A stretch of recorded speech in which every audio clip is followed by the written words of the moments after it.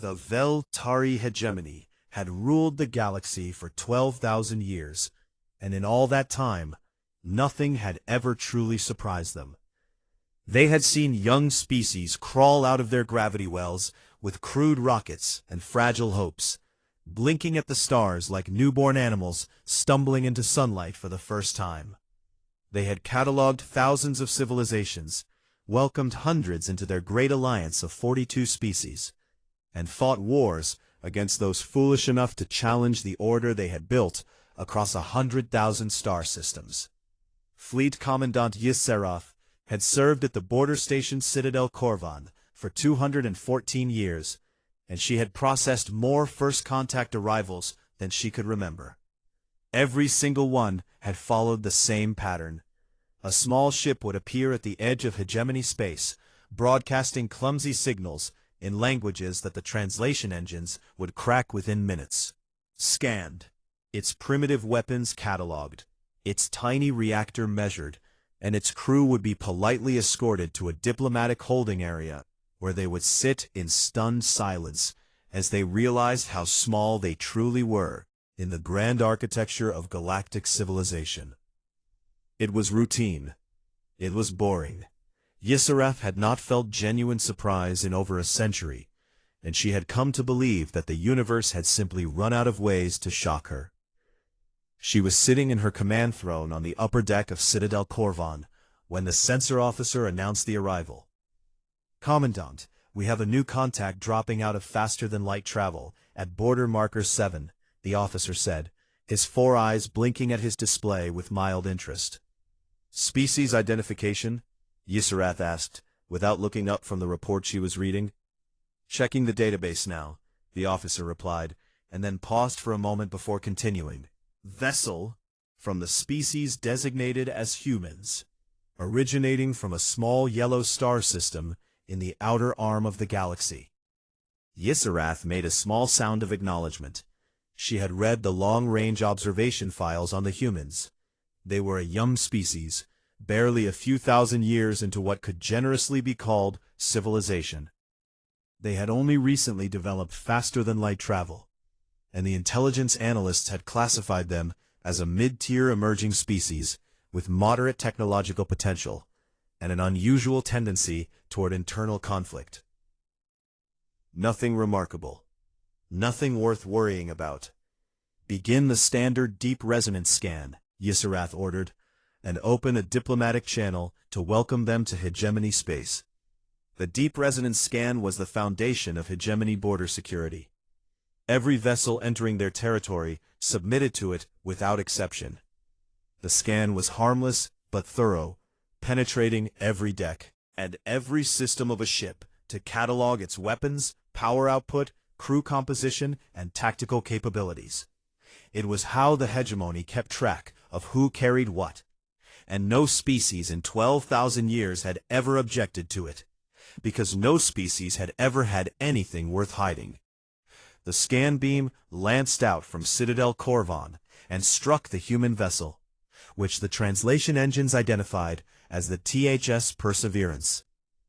Yiserath glanced at the visual feed and saw an unremarkable ship, roughly 1.5 kilometers long, painted in dark gray with white markings along its hull.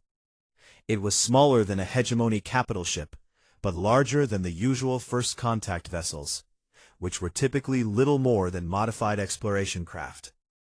She expected the scan to take a few moments and return the usual disappointing results. Instead, the first thing that happened was that her sensor officer made a sound she had never heard him make before. Something between a gasp and a whimper, and it made Yiserath look up from her report immediately. "What is it?" she asked. The sensor officer did not answer. He was staring at his display with all 4 eyes wide open, and his hands had gone completely still on the controls. "Officer, report," Yiserath said, her voice sharpening. "Commandant," the officer whispered, "I think the scanner is malfunctioning." Yiserath stood from her throne and walked to the sensor station. She looked at the display over the officer's shoulder, and for the first time in over 100 years, She felt something cold move through her body.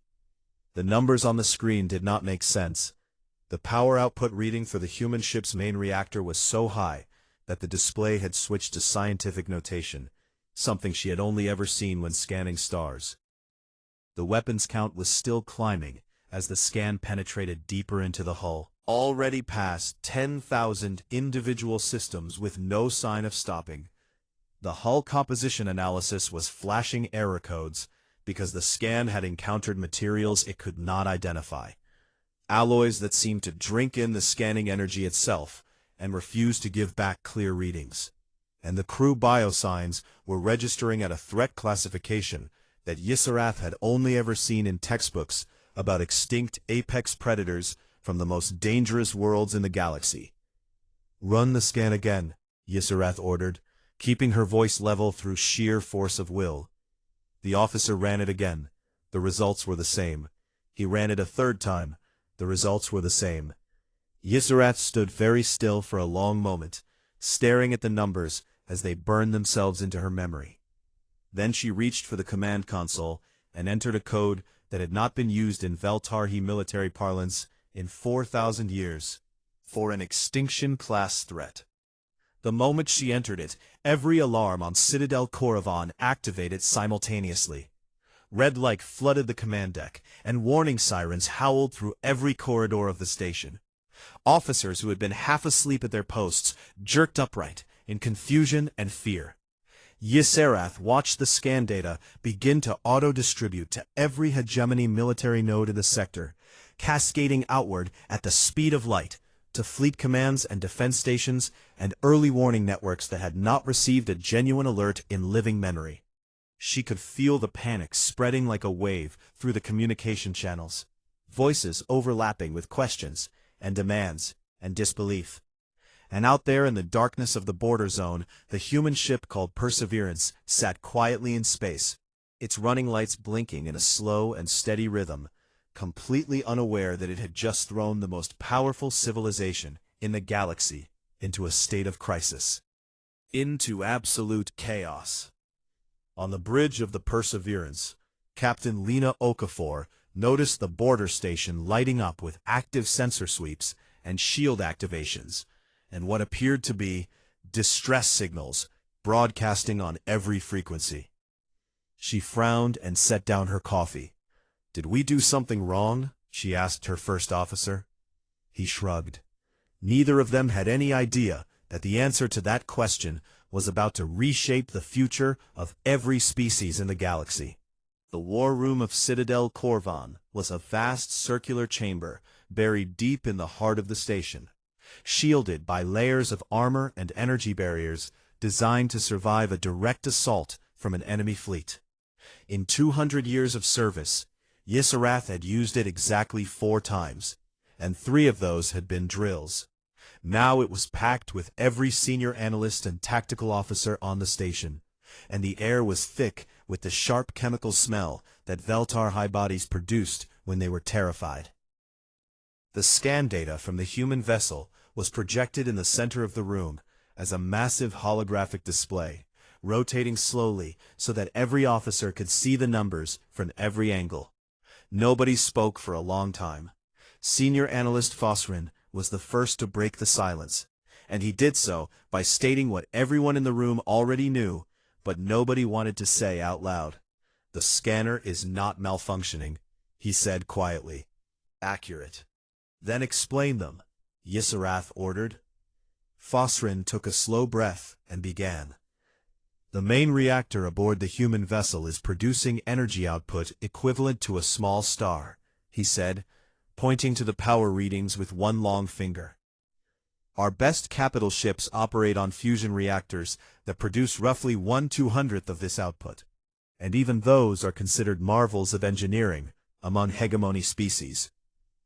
He paused to let that sink in before continuing. "The Theoretical Physics Division has reviewed the reactor signature and believes the humans are running what can only be described as a contained stellar ignition loop, which is a concept our own physicists proposed approximately 600 years ago and then abandoned because every simulation showed it would result in a catastrophic detonation that would destroy anything within a planetary radius. The humans appear to have solved that problem, Yserath said, flatly. Yes, Commandant, Phosphorine confirmed, and the fear in his voice was unmistakable. They appear to have solved it, and then put it inside a warship. He moved on to the weapons analysis, and the room grew even quieter. The scan has identified 14,218 independent weapon systems aboard the vessel, Phosphorine reported. These include kinetic accelerators capable of launching projectiles at a significant fraction of light speed, directed energy weapons operating across multiple frequency bands, missile launchers carrying warheads of various yields, and point defense systems so numerous that they create an overlapping field of fire with virtually no gaps in coverage. He highlighted 3 massive structures mounted at the front of the human ship. These 3 forward-mounted weapons are the most concerning, he said. The scan was unable to classify them because they do not match any known weapon type in our database. The energy readings suggest that each one, when fired, would release more destructive force than our entire border fleet could produce in a sustained bombardment, lasting several hours. A murmur of disbelief rippled through the room. The hull is composed of layered materials that include at least 4 alloy types we have never encountered, Phosphorine continued. Structural analysis suggests that the armor could withstand prolonged fire from every weapon in the hegemony arsenal without critical failure. And the inner layers appear to have some form of adaptive property that redistributes impact energy across the entire hull surface. He turned to the crew biosign data last. There are 8,212 humans aboard the vessel, he said. Each individual registers with a metabolic rate far exceeding the galactic average for sentient species. Skeletal density and muscle attachment structures consistent with a high-gravity predator species. Redundant cardiovascular systems, an immune system of extraordinary aggression, and a neurochemical profile dominated by compounds associated with threat response and survival under extreme stress. Classification? Yserath asked. Class 9 Death World Apex Predator, Phosphorine answered. The highest classification on our scale is Class 10, which is reserved for species that are considered theoretically impossible, because no ecosystem could produce them and remain stable. The Kraith, who are the most physically dangerous species in the hegemony, are classified as Class 6. The room was completely silent now. Yserath stared at the holographic display and tried to process what she was hearing. One ship. One single ship from a species that had been traveling between stars for less than 2 centuries, carried more firepower than her entire sector fleet, was powered by a reactor that her civilization's greatest minds had declared impossible, armored in materials that did not exist in any hegemony database, and was crewed by 8,000 apex predators from a world so dangerous that it had apparently forged them into something the galaxy had never seen before. Then Phosphorine delivered the final piece of information, and it was the one that nearly broke her. Commandant, there is one more detail, he said, his voice barely above a whisper. During the scan, we detected the ship's tactical artificial intelligence running in the background. It appears to be conducting combat simulations as a passive routine, not in response to any alert status, simply as a default function. What kind of simulations? Yserath asked, though she already dreaded the answer. It has mapped Citadel Corvan's entire defense network, Phosphorine said. It has identified 14 critical vulnerabilities in our station's shield geometry, cataloged the weapons load and engine capabilities of every patrol ship in the sector, and generated 312 separate attack plans optimized for various tactical objectives, ranging from disabling the station to destroying it completely. He swallowed hard. The ship is not at alert status, Commandant. The humans have not raised their shields or armed their weapons. Their crew appears to be engaged in routine activities, and the galley is currently serving what their database identifies as coffee and breakfast items. Yserath closed her eyes. Somewhere far away in the halls of galactic power, she knew that the Hegemony Council would already be receiving this data and demanding an emergency session. She knew that admirals and generals across 42 species would be staring at these same numbers with the same cold dread she felt in her chest. And she knew that the question echoing through every military channel and diplomatic office and intelligence bureau in the Hegemony was a simple one that had no comfortable. How did a species barely 2 centuries old build something like this? And what in the name of every star in the galaxy were they planning to do with it? She opened her eyes and gave the order she knew was coming. "Contact High Command," she said. "Request immediate mobilization of the Grand Armada." 1,200 warships from across the sector would be pulled from their posts and sent to Citadel Corvan at maximum speed. It was the largest military mobilization the Hegemony had authorized in over 1,000 years. And out in the silence of space, the THS Perseverance drifted peacefully at the border, its running lights still blinking in that slow and steady rhythm, while Captain Lena Okafor sat in her command chair and wondered why nobody was answering her hails. She took another sip of coffee and waited patiently, because humans, as the galaxy was about to learn, were very good at waiting.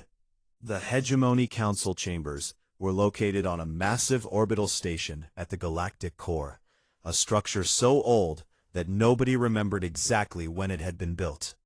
The chambers themselves were designed to hold representatives of all 42 member species in a vast amphitheater arrangement, with each delegation positioned at a different temperature and atmospheric mix to accommodate their biology. Under normal circumstances, a full council session required weeks of scheduling and diplomatic coordination. This session had been called in less than 3 hours, and the panic was visible on every face and tentacle and sensory membrane in the room. Ambassador Drelmarath watched the chaos unfold from his elevated seat near the center of the chamber, with the calm patience of someone who had lived long enough to see fear make fools of the powerful more times than he could count. He was the oldest active diplomat in the Hegemony, measured their lives in millennia rather than centuries, and he had brokered more peace agreements and diffused more crises than most species had fought wars. The scan data from Citadel Corvan was being projected for the entire council, and the reactions were exactly what he had expected. The Kraeth delegate, a massive armored being with a voice like grinding stone, was demanding an immediate preemptive strike before the humans could bring more ships. The Shelvani delegation, a species of cautious amphibians who had survived by avoiding conflict for their entire history, were already calculating evacuation routes for their homeworld. The Vorless representative had simply gone silent, which for a species that communicated through constant harmonic vibrations was the equivalent of screaming in terror. 3 delegates had already proposed motions to deploy the Grand Armada offensively rather than defensively. 2 had suggested surrender. 1 had asked, if the Hegemony could simply pretend the humans did not exist and hope they went away. Drelmarath let the noise wash over him for nearly an hour before he finally stood and activated his speaking platform, which sent a deep resonance tone through the chamber that silenced every voice.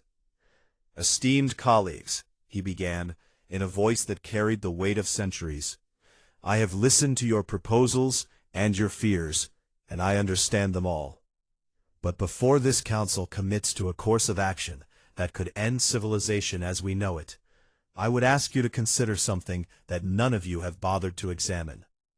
He gestured, and the holographic display shifted from the scan data to a collection of files that the Hegemony's long-range observation teams had gathered on humanity over the past several decades. "You are looking at the weapons," he said, "and you are right to be impressed by them, but you haven't looked at the species that built them. Far more important thing to understand." He began with the wars.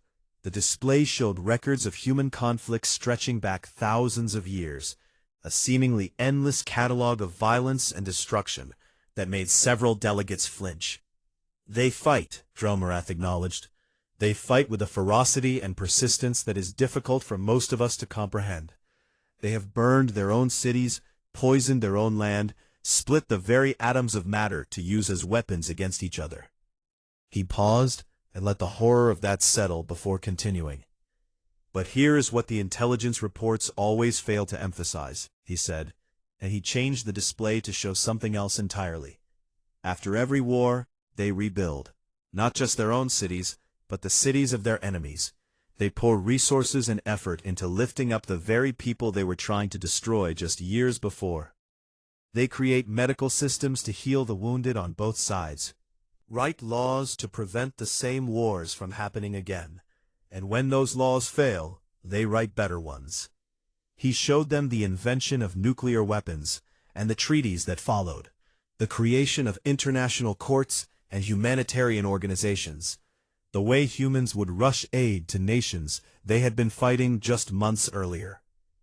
"They invented the most destructive weapon their world had ever seen," he said, "and then they made agreements with each other to never use it again.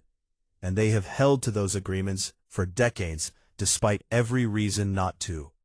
The chamber was quieter now.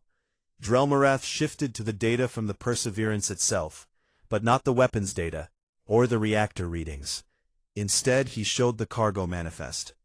"This warship, this terrifying machine that has sent our entire military into a state of emergency, is carrying the following items, in addition to its 14,000 weapon systems," he said, reading from the list with deliberate slowness. "A digital library containing over 4 million texts spanning fiction and science and philosophy and poetry. A complete medical facility equipped with surgical tools and pharmaceutical compounds designed to treat not only humans, but over 30 other biological configurations, including several that match species in this room. A cargo hold containing cultural exchange materials, including artwork and music recordings, and 12 tons of a food substance called chocolate, which their diplomatic files describe as a gift of goodwill." He looked around the chamber. "They packed enough firepower to destroy everything in this sector," he said, "and they also packed books and medicine and gifts. Ask yourselves, what kind of species does that?" The Krayeth delegate shifted uncomfortably in his seat. Drelmarath pressed on. "I have studied this species more carefully than anyone in this chamber," he said. "Have concluded. The humans are not coming to destroy us. They are coming prepared to survive us. There is a difference, and it is the most important difference in the galaxy." He explained his reasoning carefully. Humans came from a world that was trying to kill them from the moment they were born. Their planet was covered in predators, diseases, natural disasters, extreme temperature variations, and geological instability. Every aspect of their evolution had been shaped by the need to survive in an environment of constant threat.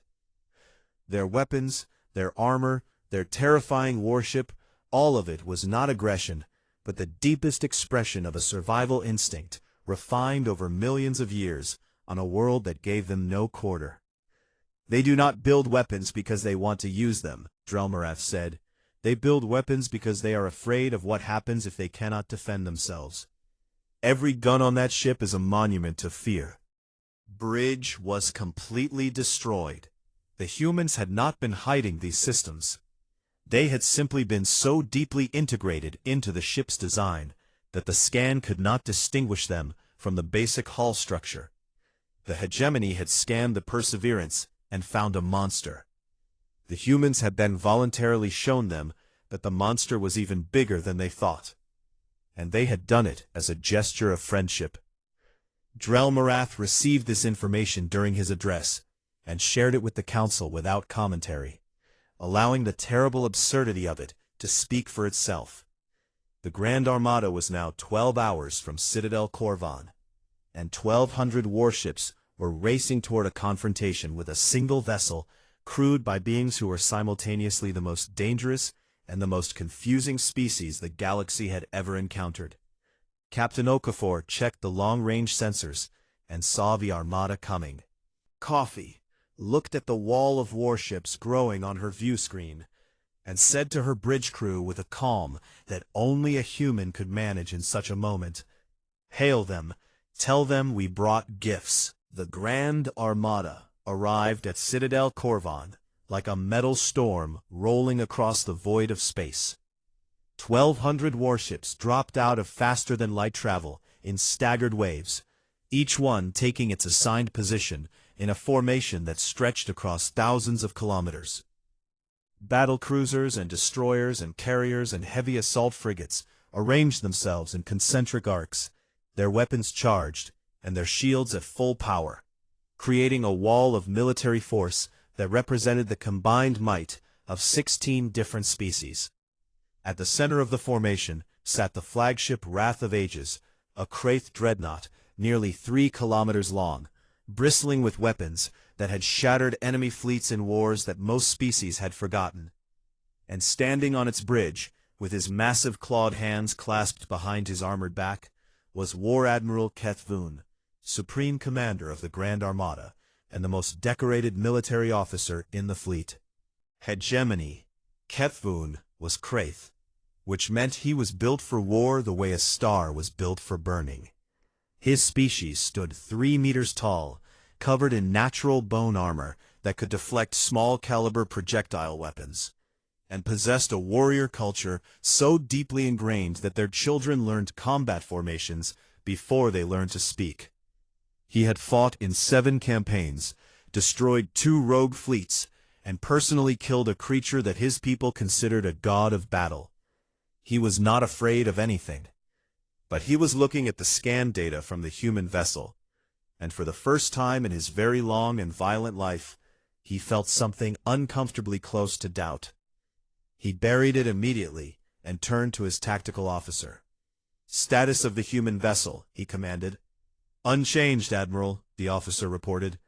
"The vessel designated Perseverance remains at the border marker with weapons powered down and shields inactive. Continues to broadcast greeting messages on all frequencies and has made no hostile moves." "It does not need to make hostile moves," Kethvun growled. "A predator does not bare its teeth until it is ready to strike." He opened a secure channel to Citadel Corvan and found Commandant Yisarath waiting for him. She looked exhausted, and the fear in her eyes was something Kethvun had never seen in a Veltarhi officer before. "Commandant, I am taking tactical command of this situation," he announced. "My fleet will engage the human vessel on my order." "Admiral, I strongly advise against that," Yisarath said immediately, and then she transmitted a file to his display. "Before you make any decisions, please review the combat simulation my analysts have prepared." Kethvun opened the file with the impatience of a warrior who preferred action over analysis. But what he saw made him stop. The simulation modeled a first strike scenario in which the Grand Armada opened fire on the Perseverance with everything it had. In the simulation, the human ship's tactical AI responded in less than 1/10 of a second, activating automated countermeasure systems that did not require any input from the human crew. Within the first 3 seconds of engagement, the Perseverance's point defense network destroyed every missile and torpedo the Armada had launched. Within the first 10 seconds, its directed energy weapons had disabled or destroyed the 86 ships closest to it. Within the first minute, those 3 unclassified forward weapons fired, and each one cut through hegemony warships like a blade through paper, destroying dozens of vessels with each shot. The simulation ran for 12 minutes before the Armada's surviving ships could retreat to a safe distance. In the best-case scenario, the Armada lost 400 ships. In the worst case, it lost 900, and the simulation could not determine whether the Perseverance itself would be destroyed, because the unclassified weapons and unknown hull materials made accurate damage projection impossible. The human ship might survive the entire engagement without critical damage. Kethvun stared at the simulation results for a long time. Then he closed the file and set his jaw. "We are the hegemony," he said. "We do not cower before a single ship, regardless of what it carries." He began issuing orders to his fleet, positioning ships for a coordinated alpha strike that would concentrate the firepower of all 1,200 vessels on the Perseverance simultaneously. Across the void, Captain Okafor watched the armada repositioning on her tactical display, and understood exactly what was happening. She had studied military history her entire career, and she recognized an attack formation when she saw one. Her first officer stood beside her, tense and ready. "Raise shields, and bring weapons online," he said. "No," Okafor replied.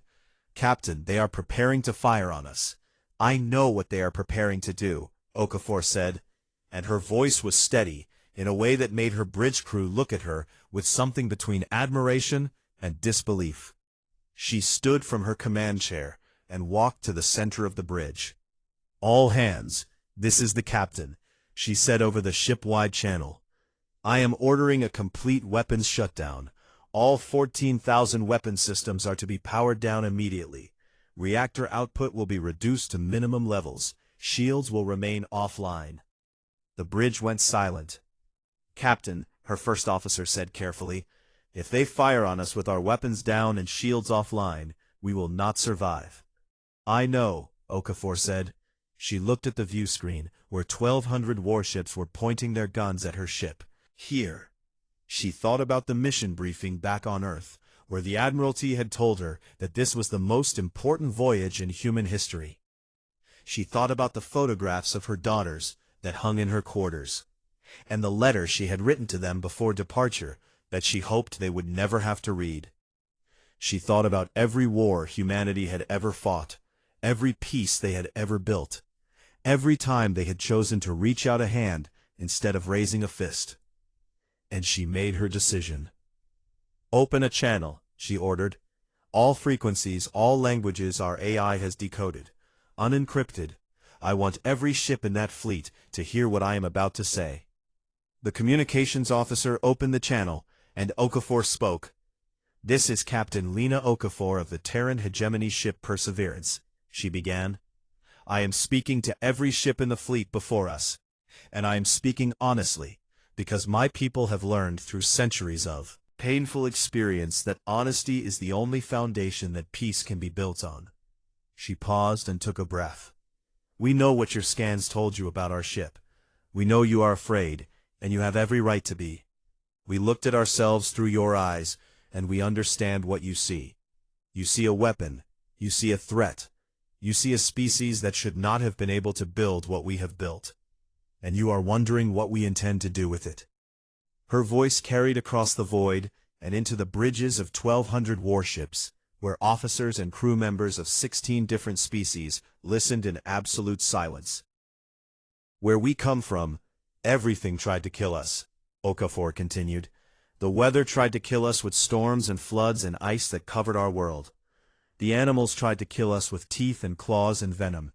The diseases tried to kill us with plagues that wiped out half our population. Even our own planet tried to kill us with earthquakes and volcanoes, and oceans that swallowed our cities. We did not build this ship because we wanted to fight you. We built it because for our entire history, the only way to survive was to be ready for the worst thing imaginable, and then be ready for something even worse than that." She looked at the armada on her screen. "But we came here hoping for the best. Our weapons are off. Our shields are down. If you fire on us, we will not fire back. We did not cross the stars to make more enemies. We have enough of those at home." Silence held across every channel for what felt like an eternity. On the bridge of the Wrath of Ages, Kethvoon stood with his hand hovering over the firing command, his claws inches from the control that would unleash the full fury of the Grand Armada.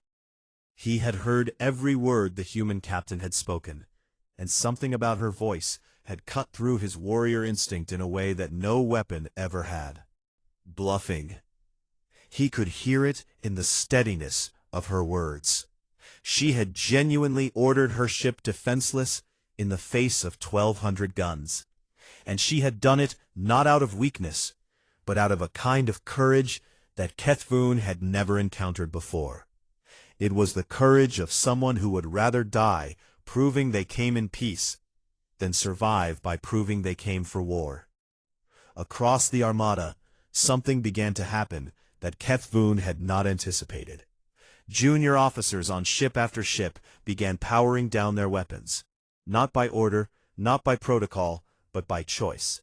They did it quietly at first, one ship at a time, but the cascade spread like a wave through the fleet as crews made their own decision about what kind of galaxy they wanted to live in. Kethvoon roared for discipline, demanded that weapons be restored, ordered his captains to maintain battle readiness. But the cascade was unstoppable. Ship after ship went dark, cooling, shields lowering, until the great and terrible Grand Armada hung in space with its guns silent and its fury spent. Kethvoon stood alone in his defiance, the last armed ship in a fleet of 1,200. He stared at the Perseverance on his viewscreen, dark and silent and vulnerable. He thought about everything he knew about strength and honor and what it meant to be a warrior. Then slowly, very slowly, he powered down the weapons of his flagship. He opened a channel to the Perseverance and said one word in the old Kraeth tongue, a word that had not been spoken to an outsider in the entire history of his species. The word meant worthy. And across the void, Captain Okafor heard it and smiled. 6 months had passed since the standoff at Citadel Corvan, and the galaxy had not stopped talking about it. The event had been given a dozen different names by a dozen different species, but the one that stuck across most translations was simply the silence at the border, because it was the silence of the Perseverance's weapons and the silence of the Armada's guns that everyone remembered most. Citadel Corvan itself had been transformed beyond recognition. What had once been a military border station, bristling with sensors and defensive platforms, was now the Corvan Diplomatic Station, a sprawling complex of new modules and habitation rings that had been built jointly by human engineers and hegemony construction teams, working side by side. The Hegemony Council had voted to open full diplomatic relations with humanity by a margin so narrow that 3 species had threatened to leave the alliance over it. But in the end, the vote held, and the doors were opened. What followed was something that nobody in the hegemony had expected, least of all the intelligence analysts who had spent decades studying humanity from a distance. The humans began sharing their technology, and they shared it with a generosity that bewildered and unsettled the entire galactic order. Hegemony civilization was built on the principle that technology was power, and power was currency. Species traded technological advances carefully, hoarding their best innovations and releasing lesser ones in exchange for political concessions and economic advantages. It was a system that had worked for 12,000 years, and everyone understood the rules. The humans did not understand the rules, or if they did, they simply did not care. Within the first month, human medical teams deployed to a Shelvani colony world that had been struggling with a respiratory plague for over a decade. The human doctors brought treatment protocols and pharmaceutical compounds that they had developed for their own species, but had adapted during the voyage for Shelvani biology, using the medical database aboard the Perseverance that had been designed to treat species the humans had never even met. The plague was brought under control within 6 weeks. The Shelvani delegation, which had been among the most vocal opponents of opening relations with humanity, formally withdrew their objections and sent a message to Earth expressing gratitude in terms so emotional that the translation engine struggled to convey the depth of feeling. Human agricultural specialists shared farming techniques with 3 colony worlds that had been experiencing food shortages, introducing crop rotation methods and soil enrichment processes that were considered primitive by human standards, but revolutionary on worlds where farming science had developed along entirely different paths. Human engineers shared reactor schematics with hegemony scientists, not the terrifying stellar ignition loop that powered the Perseverance, but cleaner and safer fusion designs that were generations ahead of what most hegemony species were using. They shared them openly, without conditions, without demands for payment or political favors. When the Hegemony Council formally asked the human diplomatic team to explain this behavior, the answer came from Dr. Amara Osei, the soft-spoken woman who had been appointed as humanity's first ambassador to the hegemony. She stood before the council in a simple dark suit, looking very small and very calm in a chamber designed for beings much larger than her. And she said something that the translators rendered perfectly, but that many species struggled to comprehend. "Where we come from," she said, "the people who hoarded while others suffered were never remembered as heroes." The council did not know what to do with that. Commandant Yiserath, who had triggered the scene, extinction class alert that started the entire crisis, was reassigned to the Korvan diplomatic station as the hegemony's senior liaison officer. It was technically a lateral transfer, but everyone understood that it was an acknowledgement of the role she had played in preventing the situation from becoming a catastrophe. She threw herself into the work with the same discipline she had brought to her military career, and over the weeks and months that followed, she found herself spending more and more time with the humans who rotated through the station. They confused her constantly. They were loud and emotional and prone to irrational attachments to small details that had no strategic significance. They decorated their living spaces with images of landscapes and family members and animals from their homeworld. They played music at all hours and argued passionately about things that did not matter and laughed at jokes that made no sense in any other context. And yet, beneath all of that chaotic energy, she could see the same thing the scan had shown her 6 months ago.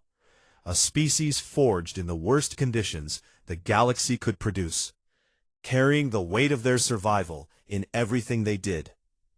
Captain Okafor visited the station regularly, and she and Yiserath developed an unlikely friendship built on mutual respect and a shared appreciation for strong drinks.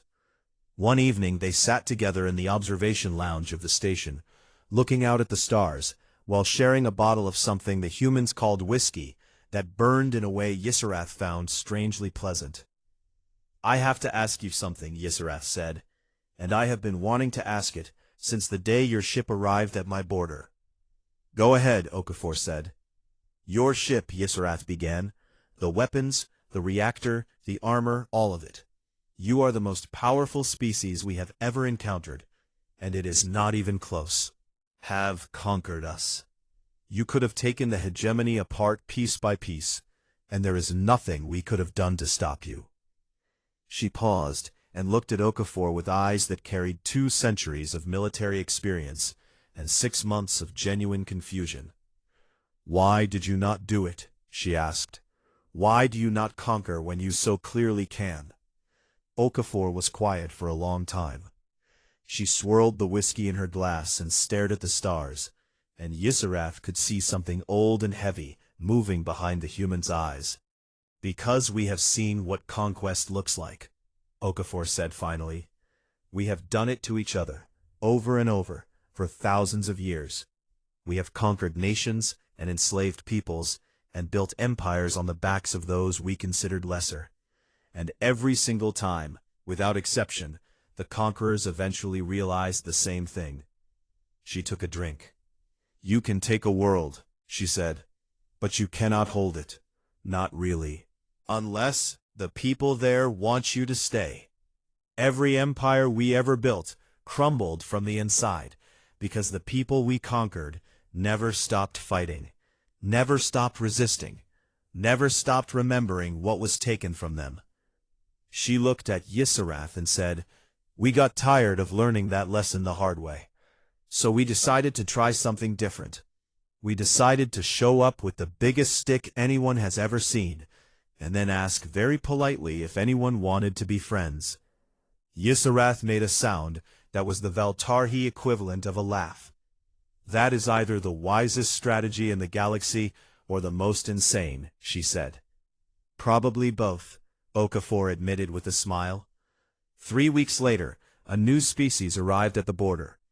They came in a fleet of warships, 40 vessels bristling with weapons and broadcasting threats on every frequency. They called themselves the Drakh Collective, and their message was simple and brutal. Claimed the space around Korvan as their territory, demanded the immediate surrender of the station, and promised to destroy anything that did not comply within 1 standard hour. The hegemony defense forces at the station scrambled to battle stations, and urgent calls went out to the Grand Armada. But the nearest fleet elements were hours away, and the Drakh were already in weapons range. Ysarath stood in the command center of the station and watched the hostile fleet closing in. And for a terrible moment, she felt the old, familiar helplessness of facing a threat with insufficient force. Then her sensor officer spoke. "Commandant," the officer said, and there was something in his voice that was not fear, but something closer to awe. "The Perseverance is moving." Ysarath looked at her display and saw the human warship gliding forward from its docking position, moving with a grace that something so heavily armed should not have possessed. It slid between the station and the Drakh fleet like a shield being raised, and as it moved, it began to wake up. The 14,000 weapon systems came online in a cascading sequence that the station's sensors registered as a rolling thunder of energy signatures, each one lighting up on the display like a new star being born. The tactical AI activated fully, and Ysarath could see on her readouts as it locked onto every single Drakh vessel simultaneously, tracking them with a cold and perfect precision that left no room for doubt about what would happen if they fired. The reactor surged to full output, and the Perseverance blazed with power until it burned brighter than the nearest star, a single ship radiating more energy than the entire Drakh fleet combined. The Drakh scanned the Perseverance. Every species that encountered humanity eventually scanned the Perseverance, and every species had the same reaction. The Drakh fleet stopped advancing. There was a long moment of silence on every channel. Then, without a single word of communication, the Drakh fleet turned around and accelerated away from Korvan at maximum speed, vanishing into faster-than-light travel so quickly that they left sensor ghosts in their wake. They did not slow down. They did not look back. They did not return. On the bridge of the Perseverance, Captain Okafor leaned back in her chair and watched the empty space where the Drakh fleet had been a moment before. She picked up her coffee, which had gone slightly cold during the brief excitement, and took a long sip. Her communications panel chimed, and Ysarath's face appeared on the screen, looking at Okafor with an expression that mixed relief and gratitude, and something that might have been the beginning of understanding. Okafor smiled at her friend and raised her coffee cup in a small salute. "That is why we built it," she said. "Somewhere in the vast and ancient galaxy, in council chambers and on warships and in the quiet homes of 100 different species on 1,000 different worlds, beings who had spent their entire lives believing they understood the nature of power began to realize that they had been wrong. Power was not the ability to destroy. Power was the ability to destroy and the choice not to. And humanity, those strange and terrifying and impossibly compassionate creatures from a tiny blue world orbiting a small yellow star, understood that better than anyone. The galaxy would never be the same, and that, for the first time in 12,000 years, was not something to be afraid of.